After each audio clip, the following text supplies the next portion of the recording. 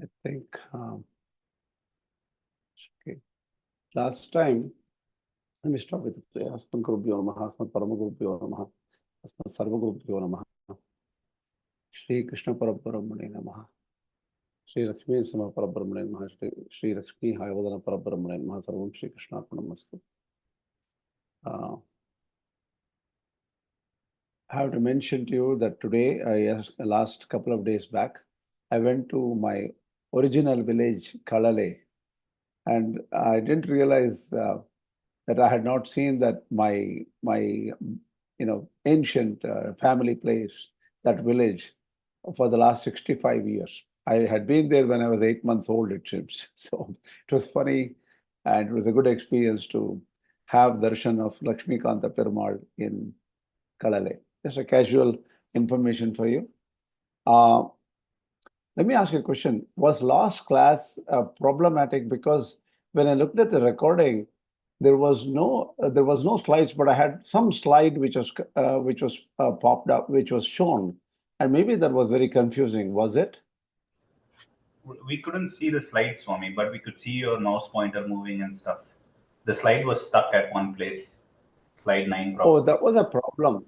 Yeah, because there was a problem, and I don't know why I didn't realize it, or nobody mentioned it to me or something. I couldn't change it, I guess. Well, I hope you focused on my words and understood something from the last class. I hope so. See, in this class, part of my problem today was when I was looking at Narasimhan's slides on what he was saying about Advaita view of Chāndogya Upaniṣad, Tattvamasi area. I found that he has gone into much more detail than I want to really indicate to you. The reason is I want people to understand concepts very well, because the Sanskrit and justification of meanings in Sanskrit, that is a complex subject by itself. Each Ācārya justifies and attacks some other prior view, like a Sankhya view or Nyaya view or Buddhist view. They usually do that. And their justifications and other things are pretty complex.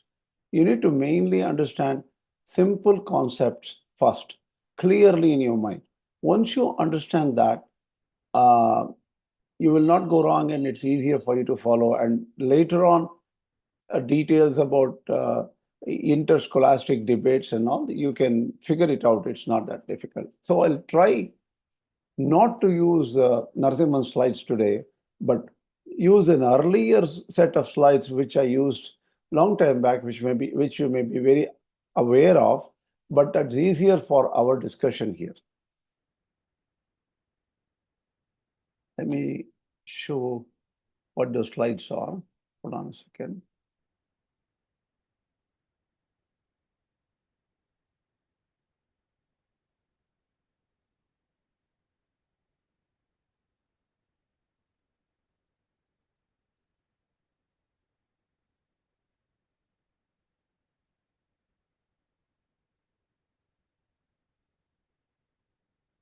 Can you see this? Yes, Swami. Yes. Okay. Let me just show a slide share from. Okay. Very good. So I'm trying to get some information from Satyasiddhi on Upādāna Kāraṇatva. What exactly is Upādāna Kāraṇatva? That is material causality. To just give you the context of what we're talking about, Madhvācārya has a different view of material causality. What is, see, let us try to figure out some fundamental concepts in Chāndogya. What is it saying? Chāndogya says, all this we see here was Sat only in the beginning. Sadeva Somya idamagra asit ekameva advitiyam. All this was Sat only. this is interesting. If there are so many multiple things we see here, and all this was only Sat in the beginning. That's what it says. How can that be true? And it also gives an example of, look, knowing one thing, you will know, knowing the cause, you will know everything else. So if in the beginning there was only cause, once you know the cause, you know everything else. And that leads you to mokṣa. That was the whole idea in Chāndogya Upaniṣad. But knowing, how do you know everything else? Once you know the cause, because cause and effect are somehow related. That's one thing. Second thing is, if you know mud or lump of clay, you know pretty much all the products of a lump of clay, because that is the material causality. That is the material cause of this, all the effects. So if you know mud, you know all the products of mud, like a pot or a vase or a cup, whatever it is. So this is the idea. Here, how does Madhvācārya's view fit in is the question. And Madhvācārya says, there are three separate things. What are the separate things? Jīva, Jada, Paramātmā. Jīva is all these Jivatmas. Jada is all matter. And Paramātmā is Hari. These three were never the same. They were always different. So what is the idea here? That Sadeva Soumya Idamagra Asiti Ekamiva Advitiyam Satun, all this exists as Sat only. So we have to understand Madhvācārya here. That's one thing we have not really gone through every aspect of it. The reason is today, when we looked at the context in Bhagavad Gītā, verse 2.18, Madhvācārya does not explain all of his Upanishad Bhashya here. He only finds fault with certain aspects of other Ācāryas' views only there. So that is why Madhvācārya's view is a little bit hidden here. We will come to it a little bit later, actually, exactly what Madhvācārya understands out of every word of it. But what is the purpose today? We will try to understand how the other Ācāryas understood this section. It is important to know other views, because that's when you can appreciate why Madhvācārya took a different view here. Now, so the study of Kāraṇatva gives you deeper understanding. And since some Ācāryas might stress saying that only know this view, do not know other Ācāryas' view or something like that, you'll get confused and you will lose the whole point. So some Ācāryas may stress and say, follow what I say, do not worry about other point of view. But in this class, we are saying, no, let us try to understand different views before you get convinced about any particular view.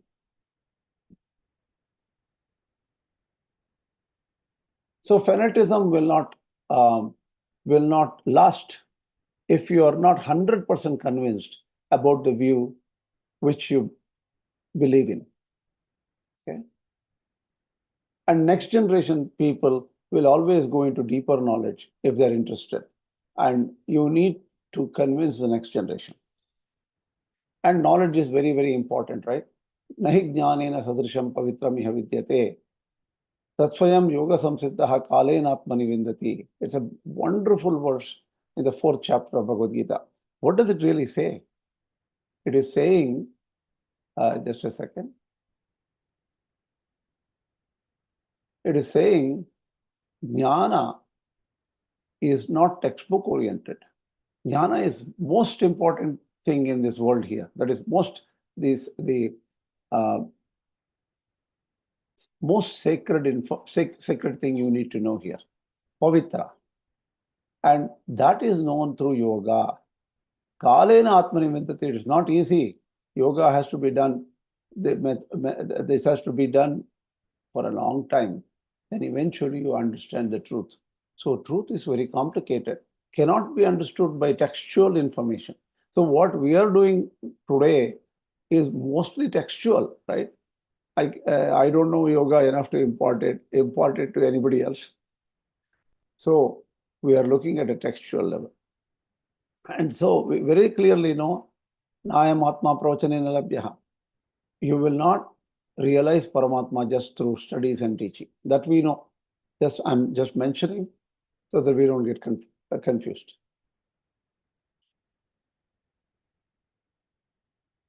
Let us see one aspect of it is Prajnanam, Brahma is there.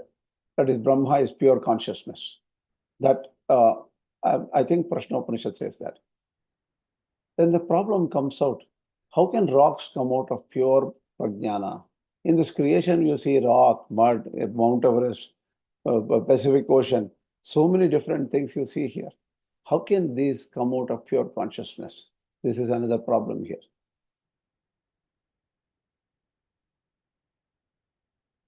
So the whole universe, if you take, we have not seen black holes and that and faraway galaxies or whatever it is, but we assume that they're all made of some kind of gases and some rocks and things like that. So how is consciousness morphed into these effects? Because at the end, even though the Chāndogya Upaniṣad talks about clay and the transformation of clay into pots and things like that, reality is actually trying to explain the universal creation, right? That's why we need to understand. Another problem is at least the view of Śaṅkarācārya and Rāmānuja.org, roughly, they both believe that the material cause and efficient cause of this universe are all both same. In real world, that is never the case, because if you look at the real world, there is a potter who is the efficient cause. He uses mud and some instruments, some tools with water, and he makes a pot using the potter wheel or something like that. So the instruments are different.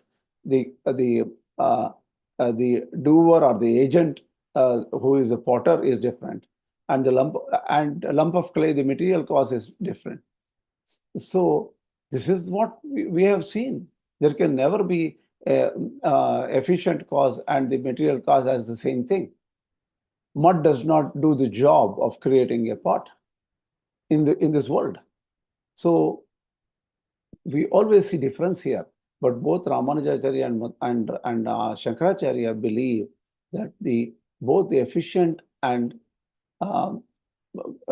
material cause are the one and the same for this universe.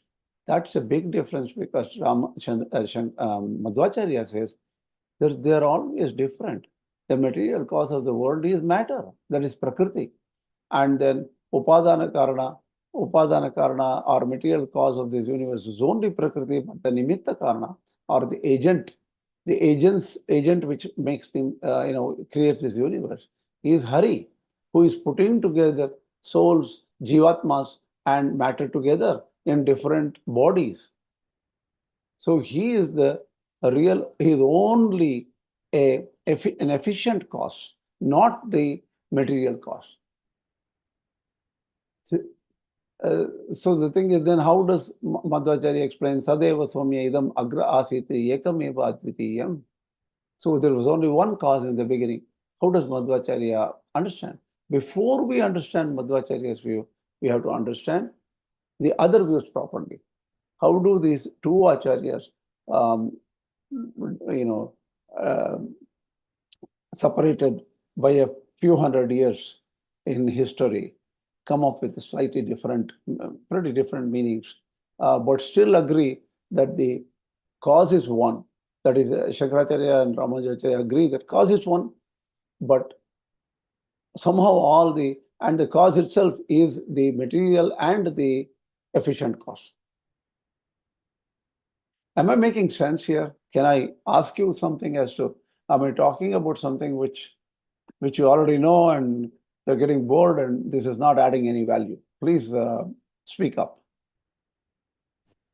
Krishnaji, I just have a quick question.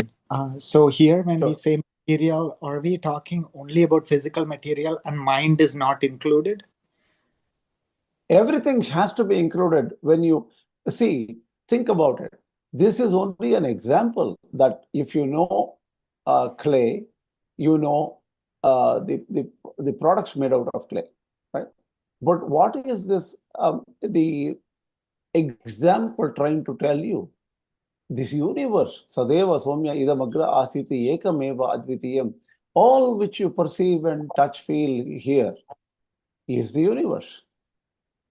That includes everything. That includes us, our minds, our intelligence, our thoughts.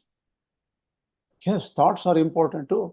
If somebody asks, is thought made out of proteins or carbon or calcium? What do you say? So you have to have an answer for all these things. And this example is telling you that Brahman is the cause, or whatever that cause is, based on the interpretation of each Ācārya, then that is the cause of this mind, this body, and so on. In fact, in the the Trivit Karana, originally what happened is one thing wanted to become many, and it became Tat Tejo Asrujata. That became Tejas, or energy. And that said, okay, I also want to become further. Teja, that created Apa, is water. And after that, the water created Anna, which is matter or Prakriti. So the thing is, even in creation, all these things are subtly causing the mind also. Ahankara, Mahat, Indriyas, the senses which grasp or communicate with the universe around.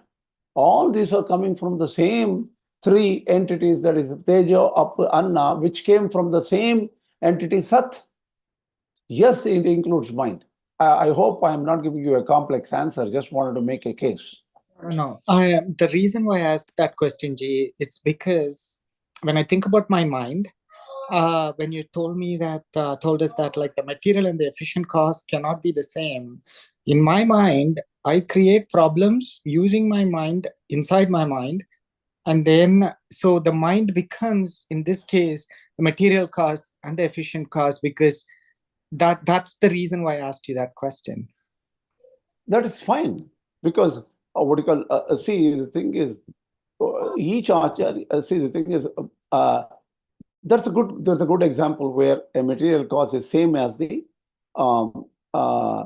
efficient cost, right? Usually, the efficient, what they are saying is, usually we find the material cost and the efficient cost are different in this manifested world, in the external world. That's the usual thing. What potter and at the mud are different in general. So it doesn't make a firm commitment there. But usually, and some Ācāryas prefer only the separation. See, nobody is putting a perfect rule that material cost has to be always different from the efficient cost. So, that's why I asked you, so if materially, if we see the external world, then that statement always is true, because the potter, clay, all those things come into play. But then internally, I don't see that, is what I was getting at. So. Yeah. See, the thing is, internally, what do you call, mind creates its own problems or something like that. See, even there, mind is less understood anyway.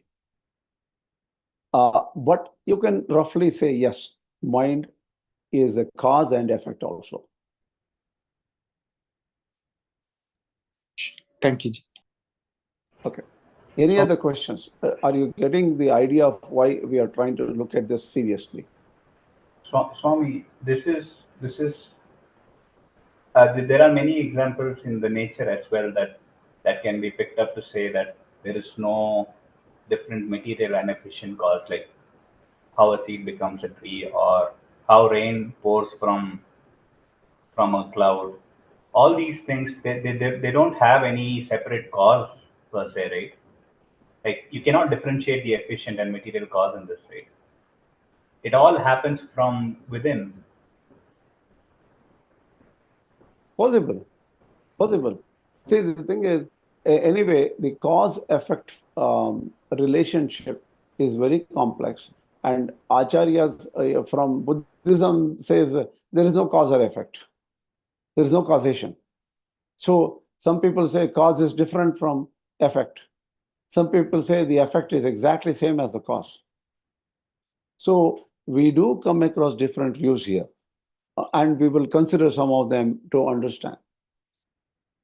So this is a complex issue anyway. See, we are not, in this sense, we are not making a perfect rule which cannot be defied. That okay, material cause and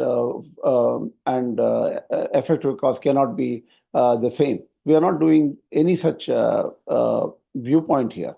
We are trying to understand how Ācāryas are understanding. That's all. Okay. Yeah. Thank you, Swami. I just wanted to say that it's all a viewpoint from a certain perspective only, right? It can never That's be all. True. certain anyway, right? Yeah, it's just a viewpoint this Ācārya is using at this point. Thanks. Okay. Then question, why are there different questions being asked here? If Brahman is the material cause of this universe, then what part of Brahman became rocks, and what part of Brahman became Jivatmas? So are there Achetana portions in Brahman and Chetana portion in Brahman? Because rock does not have any Chaitanya or consciousness. So how do we deal with this?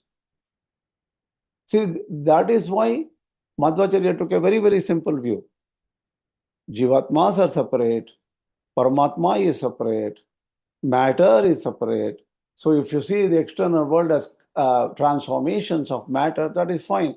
You know, the stars became the material things eventually, and they were initially in the Big Bang, they were all vaporized or something. Then they cooled down and became solid, and that also gave rise to water and other liquids and things like that. So as long as you keep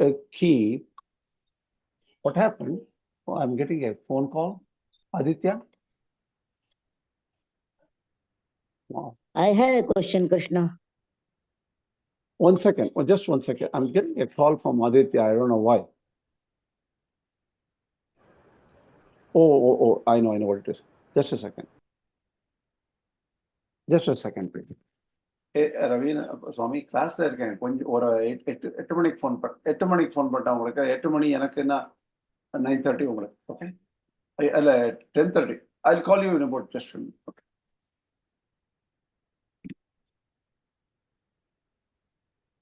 Yeah, sorry.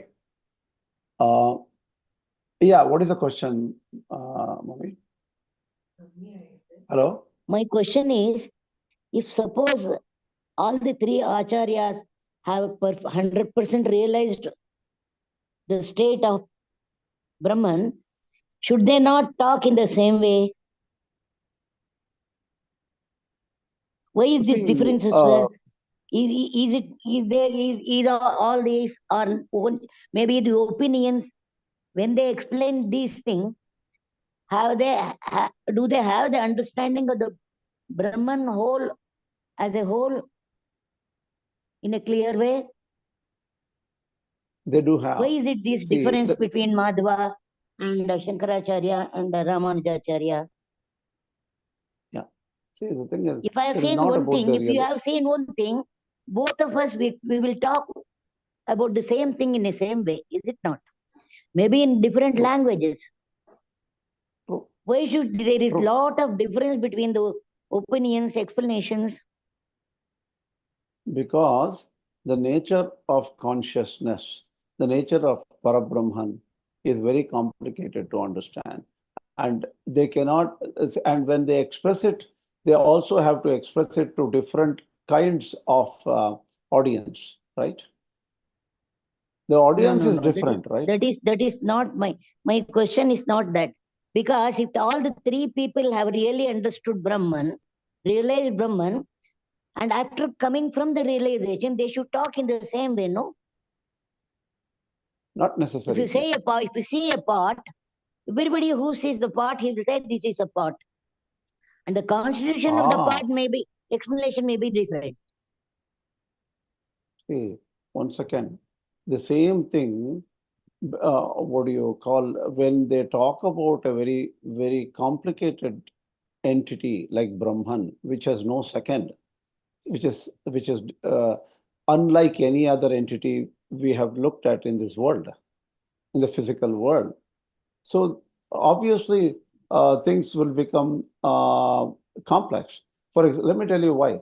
You're giving a very simple example. You say, if I see a tiger and if you see a tiger, we both say we saw a tiger, right? You may try to say that the tiger had orange color and black spots. I may say the tiger had a brownish color with black spots.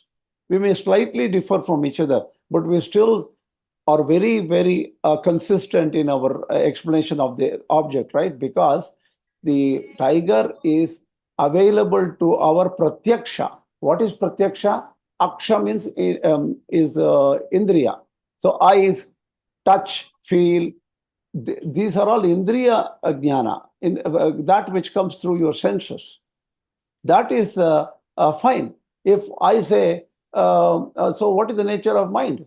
Is mind brown in color or white in color? If I ask you, what will you say? Will you say my mind is blue in color?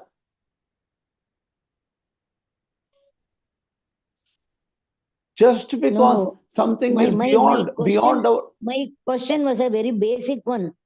If they are 100% Sakshatkaram Panirndava Parabrahmava, so after coming from the realization, the explanation should be more or less same.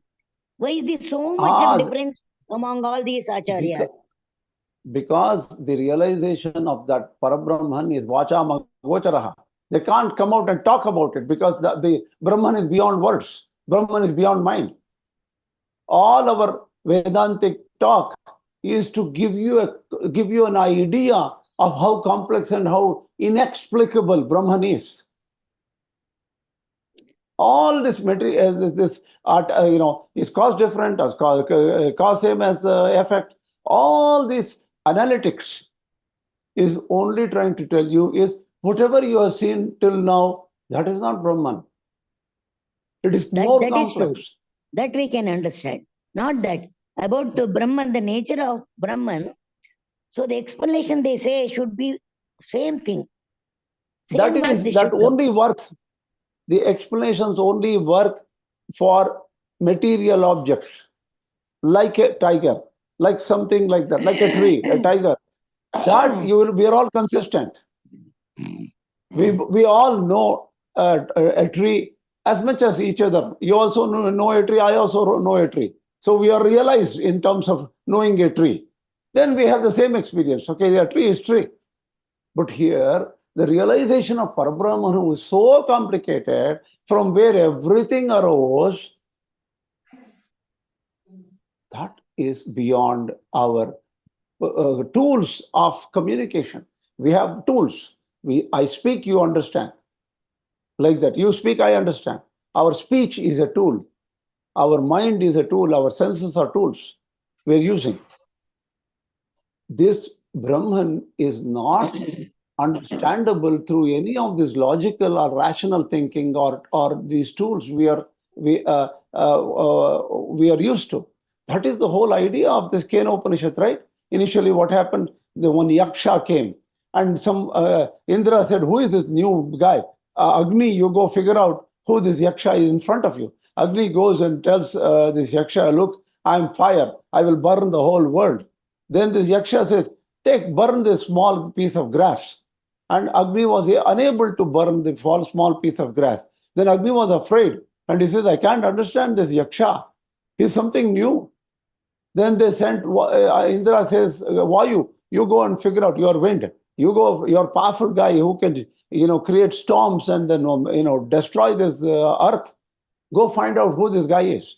And Vayu goes and tries to figure out who this Yaksha is. Yaksha says, take this blade of grass and blow this blade of grass away. Then I know who you are. Then Vayu could not blow the grass away. Then he says, I am not able to understand this. So what is the story of this Kena Upanishad? It says that Brahman seems to be simple. It is not. I cannot explain Brahman through any method so easily. So the idea here is what is perceptible through pratyaksha, that we can explain, and we have the same kind of view on it.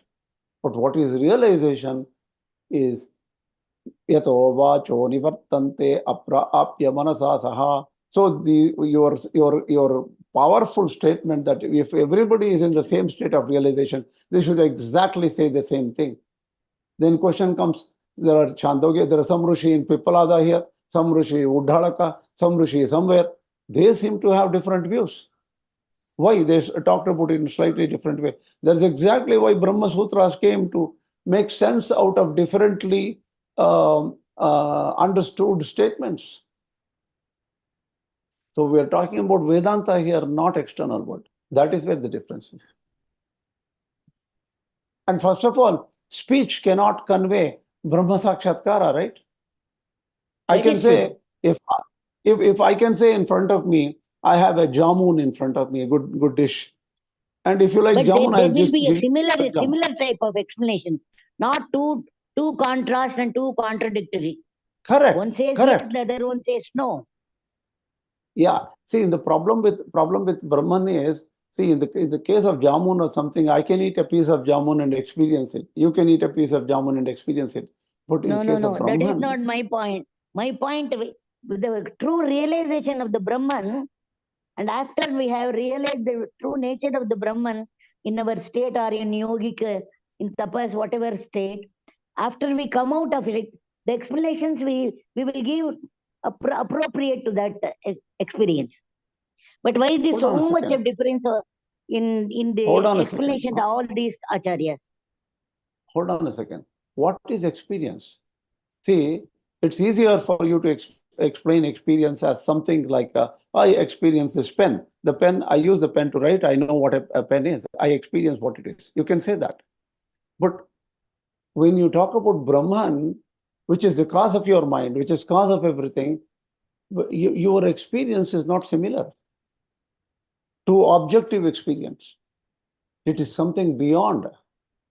So that is where... For example, if I get a dream, after I get the next day morning, when I explain, I will explain the dream as it happened to me.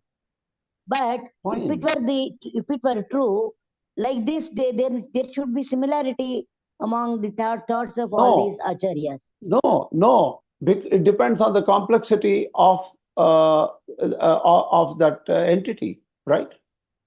Even in science, even in science, doesn't interfere your explanation about the entity.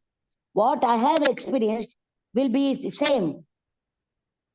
If they have seen the realized Brahman, they should have told, yes, this is like this is like this. There must be some similarity. Most of points should be similar. You are completely going against Kena Upanishad. Completely refuting Kena Upanishad. You are basically saying Kena Upanishad Rishi had no idea of what he was talking about. He says, Tad viditat adhi. That means that is beyond what I know or what can be known. Do you know what yasyamatam tasyamatam matyam yasya navedasaha? He says, if somebody comes and says that this is exactly what Brahman is, he does not know. Idam itham iti vaktum na shakyate kenapi. You cannot say Brahman is like that by anybody. Nobody can say, oh, this is exactly Brahman. The moment he says this is exactly Brahman, he has limited Brahman, which is unlimited, infinite, and he is erroneous, and he should be taken out of the position of a teacher. He should be dismissed from any Vedanta school. That I can understand. But that means that you cannot talk. Once you know Brahman, you cannot talk about it. But the rishis made it simple for other people. That's all. We are now, what do you call, understanding what Brahman is. Brahman is that. But then how is, what do you call, that is why Śaṅkarācārya takes a different route. He says, Brahman cannot be talked about. So Brahman, so we can only talk in negative terms as what this is not. Brahman is not this, Brahman is not that, Brahman is not that. Why does Śaṅkarācārya resort to this kind of explanation? Because you cannot know Brahman. All you can know is what that is not. Brahman is not this. Brahman is not limited. Brahman is not insentient. You can say that only, but Brahman directly cannot be known. That is Śaṅkarācārya's view. He takes a different view, right? Because Brahman is so difficult to understand. So your fundamental approach that once I realize and this has to be same is against Upanishadic thought. Swami, I want to ask something which is related to this conversation. Please correct me if my understanding is wrong. So it's like, they're not making statements saying that this is correct, but these are like hypotheses to come to the same goal of realization. Is it different types of considerations for the initial thing to come to the same conclusion at the end? Is it by different ācāryas or different? Think of it as three different models. Okay, I gave a long time back this particular view that all ācāryas are making models to explain reality. To explain earth, I can keep a globe in front of me and explain earth, right?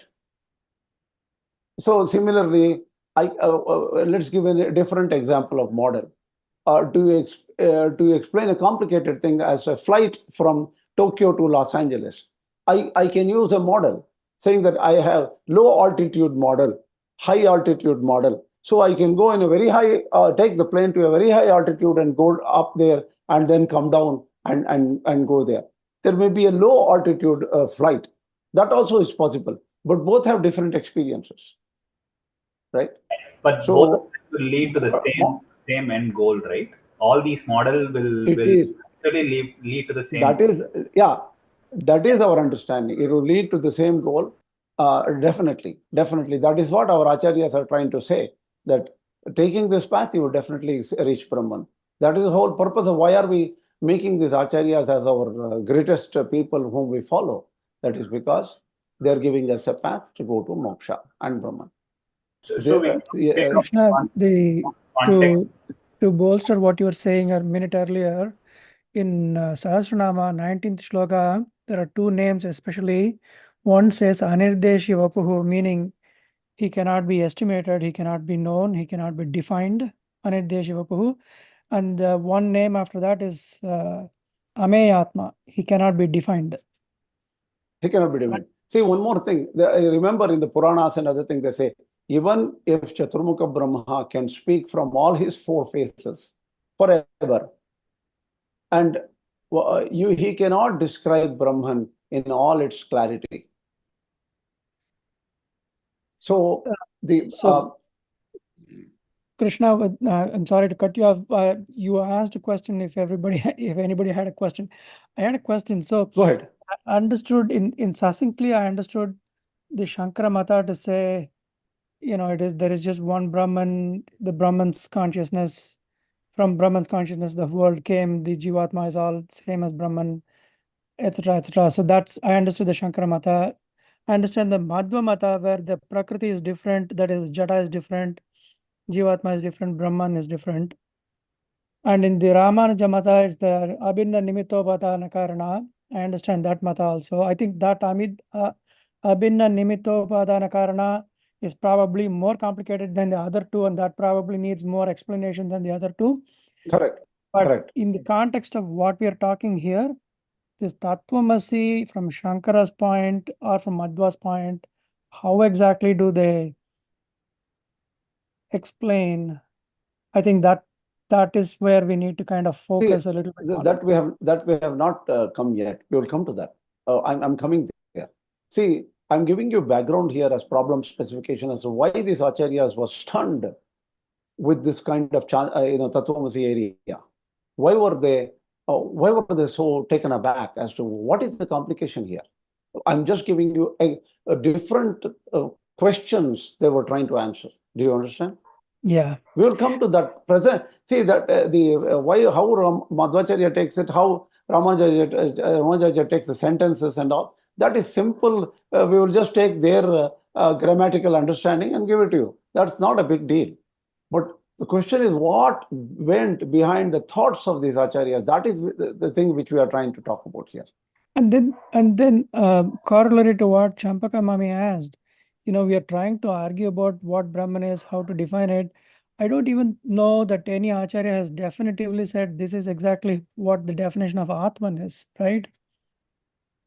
Or that itself need to be experienced, right? In a way, they have to be experienced. That is true. All our textbooks, That all is our true. textbooks, all our textbooks are only Shravana only, right? Yeah. And after that, Manana only, right? Manana is to think about what it is. And then what? By Manana, you are not experiencing. Then you have to do Nididhyasana to experience. Yeah. See, what Champaka Mami said is very, very powerful in one way. What she says is, look, there is an ultimate Shanti or ultimate peace one has to get. And then in that experience, every Ācārya should have got that ultimate peace or ultimate realization and would have come back and said, this is what is Brahman. Why not? Is her question. That's a very important question. It is not an easy question to answer.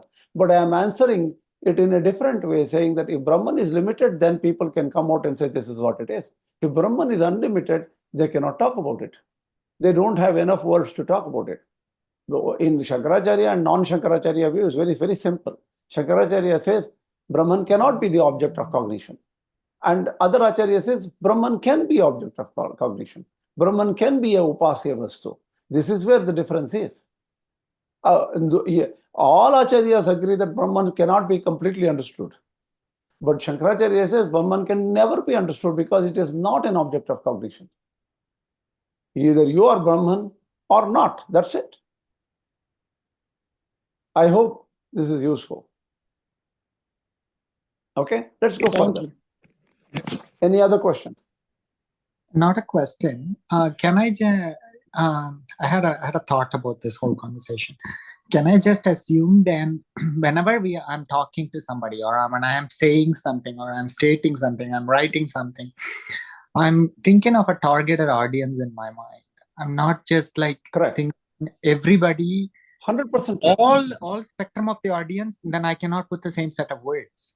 And so when Śaṅkarācārya is something, maybe he has a set of targeted audience versus Rāmānuja.org had another set based on where and when they were. Same goes for Madhvācārya, because they existed at different times. And so because of that conflict in terms of timelines and then the audience, it appears as like they are different, but it's to do with your level of understanding in the audience is what my thought is.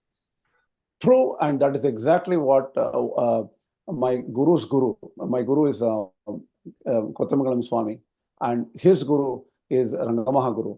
Rangamaha Guru said it in the same words. He clearly said, if Ramanuja.org was born at the time of Śaṅkarācārya, he would have said the same thing. Why? Because Śaṅkarācārya had different audience of Buddhists. He had to deal with Anatmavadis. People who said there is nothing called Atman. Kshanikavadis. People said that everything is Kshanika. Everything exists only one moment. Next moment it does not exist. So Kshanikavadis, Anatmavadis, all these people were his surroundings. He had to deal with them. But they were not foreigners. Even the Buddhists were local people who gave more value to only intelligence. Buddhivadi. Buddhi is the most important thing. Only intelligence. Through intelligence, I can get over anything. That is why they were stunningly powerful logicians, these Buddhists. They could argue against anything. That's where the problem came. So Śaṅkarācārya had to deal with that. So even though Udayana and other people had done Nyaya Kusmanjali and other people had really, really controlled and put this Buddhist into place or restrict. I'm not against Buddhism, because buddhi or intellect is also important. Intellect is important to understand matter, but intellect fails to understand Atman. That is where Buddhism became a little bit of difficult issue.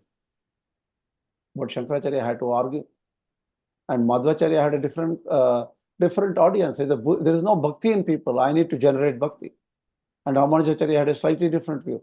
Alvars were prior Alvars, so that is why he wanted to merge the views of Alvars and Vaidika to make sense out of it. So yes, the input information for these Ācāryas was slightly different.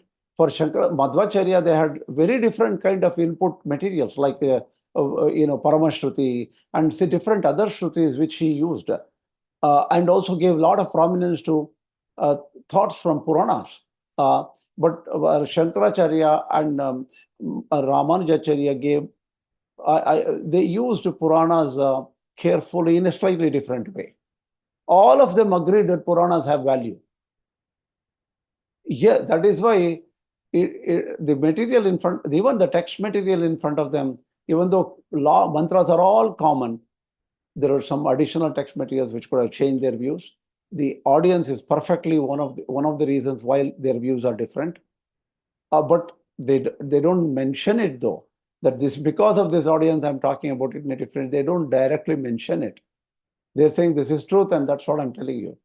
So that is why everybody is confused that, oh, my Ācārya is true. Why is he saying this? My Ācārya is true. Why is he saying differently?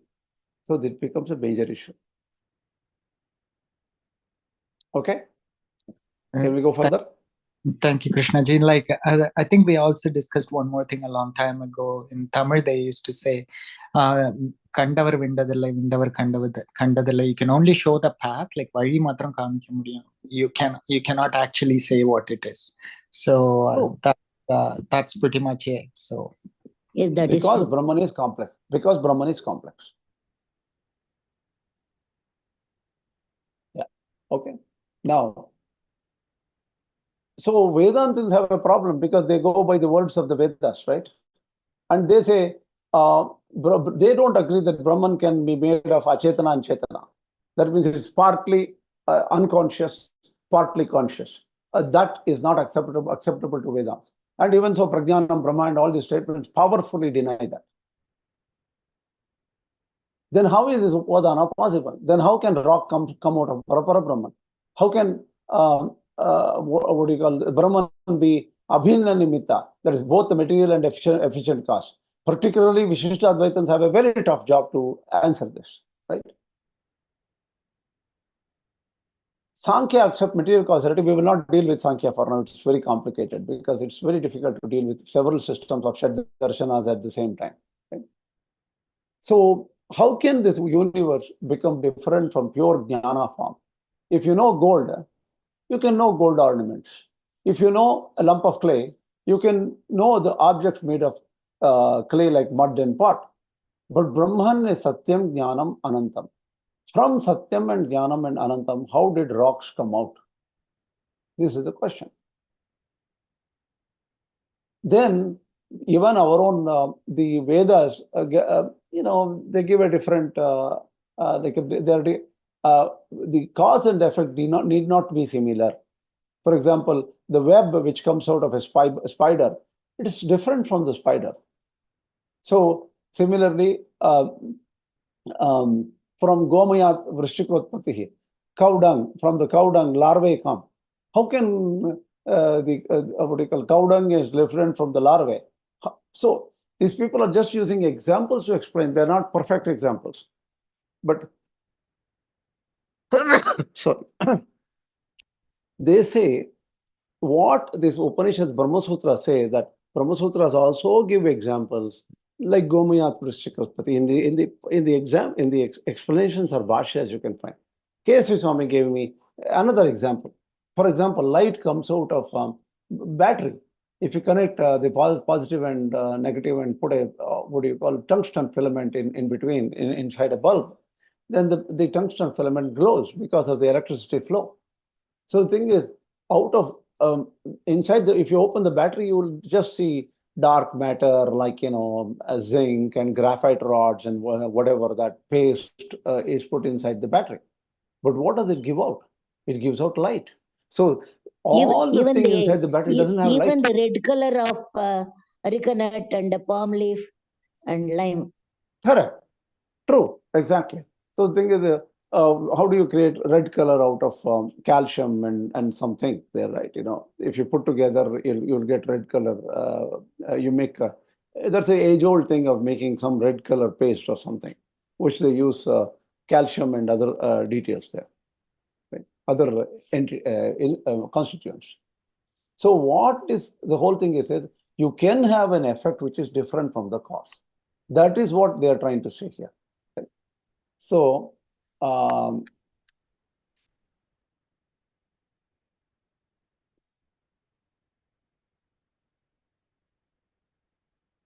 what we have said is, Viśiṣṭādvaita view says, look, Brahman can be, the cause can be different from Brahman. That is why the effects are different in nature than Brahman. And effects they are not Satyam Jnanam Anantam, right? So the Viśiṣṭādvaita says, the Jīva has Satyam and Jnanam, both of them. Jada has only Satyam only, existence only. Satyam Jnanam Anandam is in Ishvara, Brahman. So different things pop up in the effects. That's what Viśiṣṭādvaita is saying. Even in the jivas, they have different kind of jivas. Our body cells are made out of bhogya jivas. And bhoktr jiva is somebody sitting inside the body like me. Right? So the bhogya jiva only gives namarupa. So the thing is, what do you call the bhogya jiva is that which is experienced like cells in the body, right? They will only support the jiva within. Bhoktri is the experiencer, jiva, right? And so bhokta, bhogyam, bhokta, bhogyam, prerita. All three are important. Why are we talking about this is bhokta, bhogyam, prerita, aram chamatva, sarvam proktam, trividam brahmametat. That is what Shvetashvatara says. The Brahman is of three forms. Experiencer, the thing which is experienced, and the preraka or the controller, Ishvara. Okay, Aditya ji, what is it? Swami, can you please explain Bhoktra Jiva from that part a little slowly? Okay, in a body, they say how many jivas are there in my body? Every cell, for example, red blood corpuscles are born and dead, right? Is there a jiva in the red blood corpuscles? What we say is yes, the moment it has a name and form, it is a red blood corpuscle, it has a name, it has a form, and it dies. It comes into being and then it dies. Afterwards, it's wasted and it's flushed out of the body, right? So that, but does not have a real consciousness like how I can think and do things. So in my body, the thinker, which is I, that is a bhoktr jiva, bhokta. And bhogya is that which is experienced, that is supporting me. So all my red blood corpuscles and other cells in my body, which is of different kinds. There are like 100 types of cells in my body. Those are all bhogya jivas. They also have life, but they will drop off. But they will only support my life, support my body, and gives me experience. That's all. Okay? Yeah.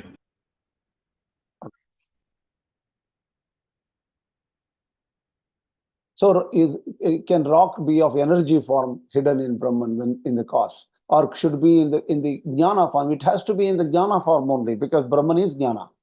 Okay?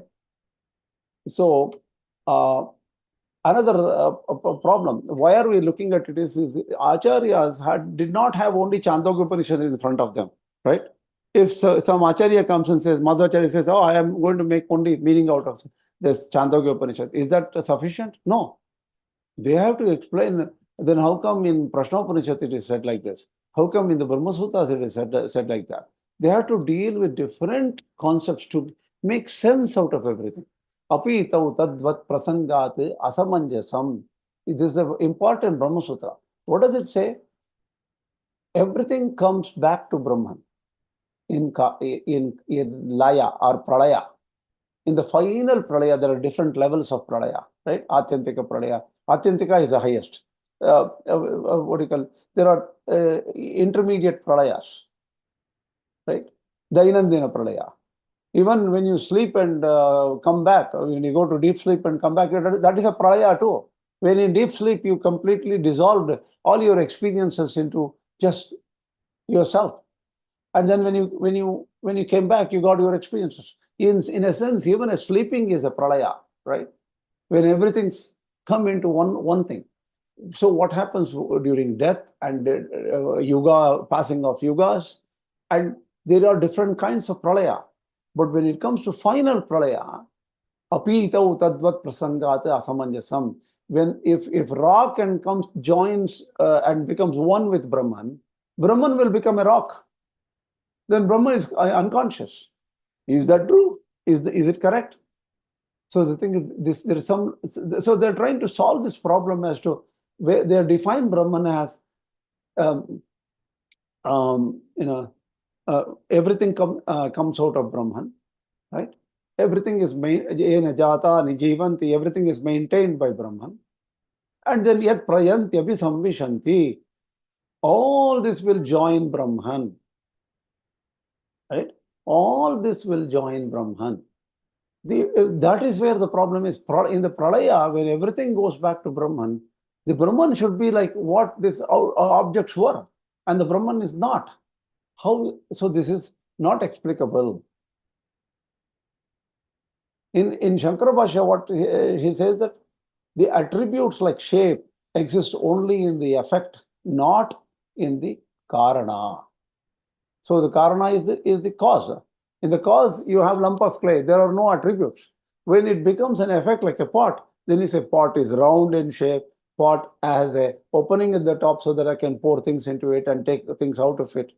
So the thing is, the attributes come later. Attributes is not in the cause. That's what Śaṅkarā Bhāṣya says. But in the Viśiṣṭādvaita view, they say, look, the attributes don't affect the person. Like how old age, diseases, and do not affect the Jivatma inside our body. So the Shariri, or the holder of the body, is not affected by body transformations. So Jivatma does not get affected. And so all these world experiences will not affect Paramātmā, who is the inner soul, inner Jivatma, inner Atma of everyone. So that is a slightly different view of Viśiṣṭādvaita. So, but this is not karmakrita sharira. Paramātmā has sharira. What is it? Jagat chasaha.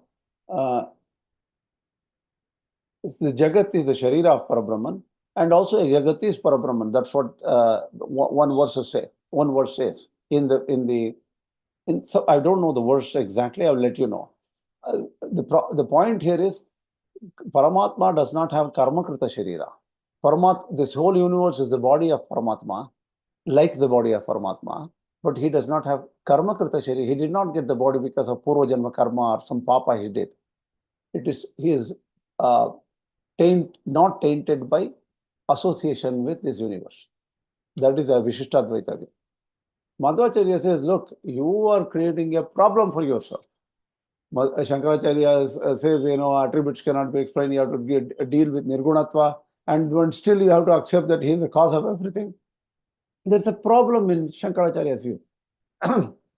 Similarly, Viśiṣṭādvaita view has a problem. He's so close to everything, he's connected with the body, the world is the body, and he's so attached to the body. He's always attached to the body. All these things you have to assume. I will say, just forget about this. We will say, just make the Prakriti as Upādāna. Only the matter is the cause of matter. The matter can be exist in the subtle state, or matter can exist in the explicit. What do you call? They say, just a second. That which is, I'm forgetting the word. Avyakrita, Vyakrita, right? Avyakrita is a potent state, but Vyakrita is that which is separated out into this universe. I'm forgetting the exact word for it in English. Manifest. So Madhvācārya says, unmanifest, manifest. Sorry, thank you very much. Unmanifest is something which you cannot talk about. And what Madhvācārya says, take separate everything separate. The Prakriti itself can be in the unmanifest state. Prakriti can be in the manifest state. So you don't have to worry about the Sharira problem at all. Because don't connect. Paramātmā is independent. He can have a Nitya Ichcha. He can have an eternal Sankalpa or eternal determination that, okay, let there be three eternal things, Jīva, Jada, and Paramātmā. Fine. That is his will.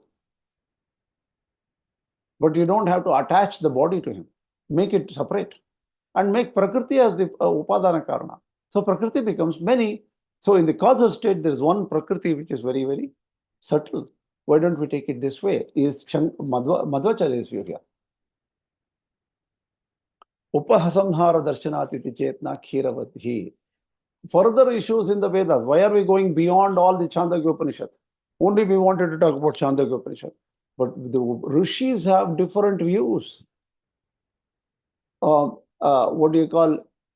See, the thing is, the Khire sarpireva avritam. That is what the Shvetashvatara says. So what it is even though one thing is contained, everything is contained in Brahman. Upasamhara means he takes everything, dissolves everything into himself. It's also said Kshiravadhi. It is like milk. Yogurt in milk. Kshire sarpiriva. The yogurt is in milk. How do you explain this? Because it's a transformation.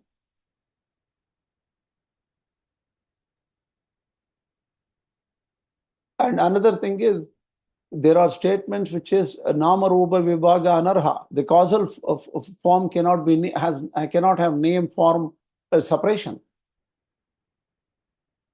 And similarly, Rāmānuja.org mentions this Swasmadapi Swasharirataya Pratak Pratipatti Anarhatvat.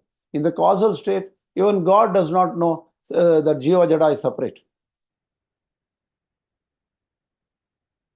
That is the Viśiṣṭādvaita view, saying that, look, let us take cause in such a way that even though the Sharira or Jīva Jada is there, Paramātmā is ignorant of it, it has become one. In that state, it is beyond speech. That means in that space, you cannot talk about it in a way to explain the Upanishads. In the sense that you cannot determine that state and explain about it because it's beyond all words and thinking. That is why Rāmānuja said it is Sakala Itara Vilakshana. It is different from all other entities which we see. Beautifully, Śaṅkarācārya says same thing in a different way. Sarva samsara dharma varjitam. Sarva samsara dharma varjitam. That means it is no characteristics of all this samsara. Samsara dharma is different. Rāmānuja just puts it as Sakala Itara. It is different from all else. All else is samsara only, right? So these two Ācāryas are saying it very, very, very similar way, in very similar way.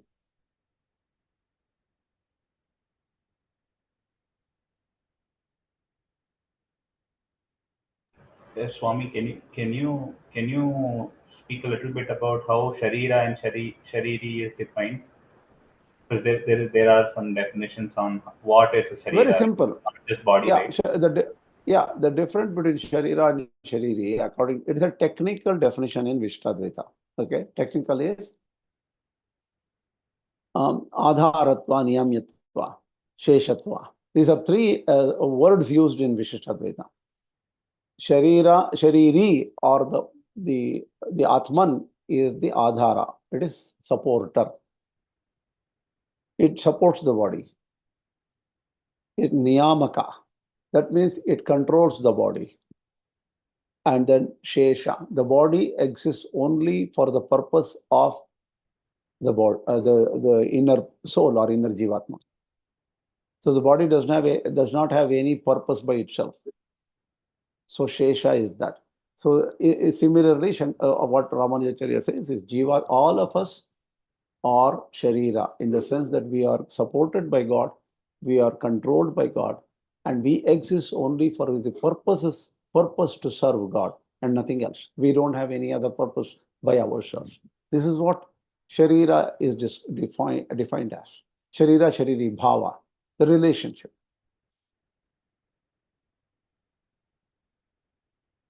So Rāmānuja.org says, in summary, why am I saying this? Because you need to understand the summary of Viśiṣṭādvaita here. It is a Saguna entity. Prior creation also, it is an entity with different attributes. But these attributes are different from the world attributes. It is essentially one, but has different modes. Jīva is Brahma. Jada is Brahma. Because Jīva has Brahman inside, Jada has Brahman inside. The separation is only post-creation. But before creation, it is one entity, which is Saguna. That's what the problem is. That's what the Viśiṣṭādvaita views. Madhvācārya views, Ishvara is Nimitta Karana only, like the potter. Prakriti is material cause, and that is the Upādāna Karana. There is no mixing of attributes in created or before creation states. So the problem is solved for Madhvācārya. Madhvācārya does not have any complexity to explain. So is it solved? So Madhvācārya also has to explain one thing. The cause is only one. Sadeva Somya Idam Agra Asiti Ekabeva Advitiyam. There was no second, there was one cause. So the thing is, this has to be explained by Madhvācārya, right?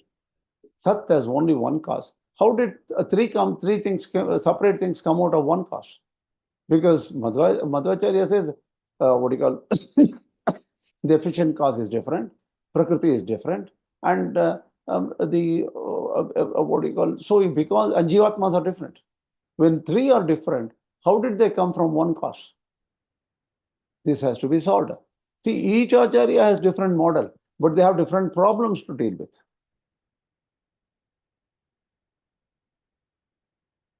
And that is why knowing one thing, you know everything else. Eka vijñānena sarva vijñānam, right? That is said in the Chāndogya Upaniṣad. Knowing the cause, you will know the effect. Knowing the mud, you know all the effects. Similarly, knowing Brahman, you know everything else. That has to be explained, because three are separate all the time. Ishvara, Jīva, and Jada is separate for Madhvācārya. How do you know one and know everything? He has a different model to explain that. And there is also one more problem, which is non-material. See, everything till now we gave material. 8 o'clock now. We are going a little bit beyond our time today, because why don't we explain Krishna Prasakti next time? Because at 8 o'clock I need to make a call to the East Coast. So I need to leave now. We are now slowly giving you different viewpoints. Don't get confused. We will summarize. Even here I'm making here and there summarization of Advaita, Viśiṣṭādvaita, and Dvaita, so that you don't get confused. But wait till the next class. Things will become clearer to you. And there were a number of questions answered in the class itself. I want you to go think about it. Do some manana before the next class. Then we will pick it up from there and think more. Because the sadvidya of the Chāndogya Upaniṣad is not simple. It is not like a mud. I know pot, I know clay. I know sadvidya. Can you say that? It is not so easy. Because there are so many different equations they are trying to fit into this Brahman, and they're unable to understand Brahman. That's what it is. Okay? All right, then we'll come back again next class and continue with this. Thank you, Krishna. Thank you. And the questions were all very good. Whatever Champaka Mami asked, that question also is very good, because once I realize, even though she gave a simple example, if I realize a tiger, everybody should talk about the tiger in a similar way. That's a good point. And also, when see, even in the Bhagavad Gītā, Brahma Atyantam Sukhamashnute, when you go to Brahman, you will get an ultimate Sukha. Or even the Vedas say, Om Shanti, Shanti, Shanti. The highest state is peace, Shanti. That's what it says. So why can't people come and say, see, what happens is that Shanti itself is inexplicable. Well, even if somebody gets perfect Shanti, it's not explicable in this world. Because the world does not have Shanti in it. So the world is full of changes, and we don't find Shanti outside. And that is why we cannot explain Brahman state when you come out of any realization or samadhi. Anyway, we'll stop here. I hope this was a useful class. That's all. It was useful. And just one thought about the Advaitic as Dvaitic passages in the Upanishads. We have both passages, Advaitic as well as Dvaitic, and I believe from the whole lecture which we had today, it seems that even if we see Brahman as infinity, and if we add a +1 or +2 to infinity, it matters as well as it doesn't matter. So if we consider Dvaita, it should be infinity +1 or +2. But if we consider Advaita, it is infinity. So +1 and +2, these things are only in the Vyavharika. While in the when we say something in the if we say only Brahman, considering Brahman, both would be true. Both Advaitic as well as Dvaitic passages would be true if we consider that way. Oh. And in fact, just to let you know, very strange. I'm sure many people have realized who have studied at Tiruvalmozhi. In Tiruvalmozhi, in one passage, what do you call, Namaivar goes into rapturous experience of Parabrahman as to how beautiful he is. And how come he is right within me? How come I'm experiencing like this? See, I see Brahman within me, and I see the whole universe within Brahman. Yan Periyan, who is great? I am great, or Brahman is great? Because I am holding Brahman in my consciousness, and Brahman is holding everything else in this universe within himself. So he realizes in extremely different ways. In some ways, he says, I am the person who created this universe. In that sense, he talks. So he becomes Advaitic in some places. He becomes totally bhakti oriented in some places. Why did you give this body which is so short living, and that too filled with saliva and all these bad characteristics? Brahman, do you want to play so that my mouth filled with saliva can sing about you? Is that your purpose? So the interactions with Namaivar and Paramātmā is in such wonderful and in different ways. It's unbelievable, not understandable in some ways. So the Ācāryas may have had situations where they had to go either with Advaita or Dvaitic passages, but possibly when we study the Upanishads, we may have to take both in view, both in the right context, and both may have yeah. See, if you look at the yogic view of it, the yogic view has a beautiful explanation here. See, in yoga, what it is there's a simple theory. Okay, even this is just a theory. Don't take it very seriously. In yoga, what happens is there is something called Sahasrara. Sahasrara is the chakra in the top. Okay, then the Mooladhara, which is something lower chakra. Okay, so the consciousness, supposedly, most people have their consciousness in their lower levels, right? Because that is when they experience, I see somebody, I see this. This guy is a rich man, so I have to get money from him. Oh, this person is beautiful, this person is not beautiful. This person is red, this person is white. All the different kind of relationships we understand, that is because of our lower chakras, right? When the consciousness becomes purer and purer, the consciousness rises within our sushumna, or the internal nadi within. And so it goes up and up and up and up. When it goes upper, this realization will become purer. He will lose hatred, anger. He will lose all these baser instincts, and bhogyatva of the world is lost. That is, world is enjoyable. I have to go to a movie now. I have to go this, and all this enjoyability will go away. Suddenly he becomes more consciousness oriented, atma oriented. Then he goes all the way to the top. He becomes one with that Sahasrara chakra. So yoga, all the differences exist below the Sahasrara chakra. Once you go to that Sahasrara chakra, it is pure light, pure consciousness. So that is the yogic view. Obviously, the bhakti-oriented people will hate it. I asked this to some serious yogi people. He says that, look, Namayvar views can be experienced. He experienced separation when his consciousness was slightly lower than the Sahasrara chakra. He experienced oneness when the consciousness was at the Sahasrara chakra. So this may not look good for the Dvaitins and Viśiṣṭādvaitins, where Advaita is put at the top of the chakra chart. Okay, but this is a concept. Yoga has this concept. I just wanted to let you know that yoga has a similar concept to explain these experiences. I hope I'm not confusing you more and more and more. No, it was really insightful. Okay. Anyway, we'll finish this class today. Too late for me. Asmat Gurubhyo Namaha, Asmat Parama Gurubhyo Namaha, Asmat Sarva Gurubhyo Namaha, Shri Krishna Parabrahmane Namaha, Shri Lakshmi Narasimha Parabrahmane Namaha, Shri Lakshmi Hayavadana Parabrahmane Namaha, Sarvam Shri Krishna Parabrahmane. Namaskaras.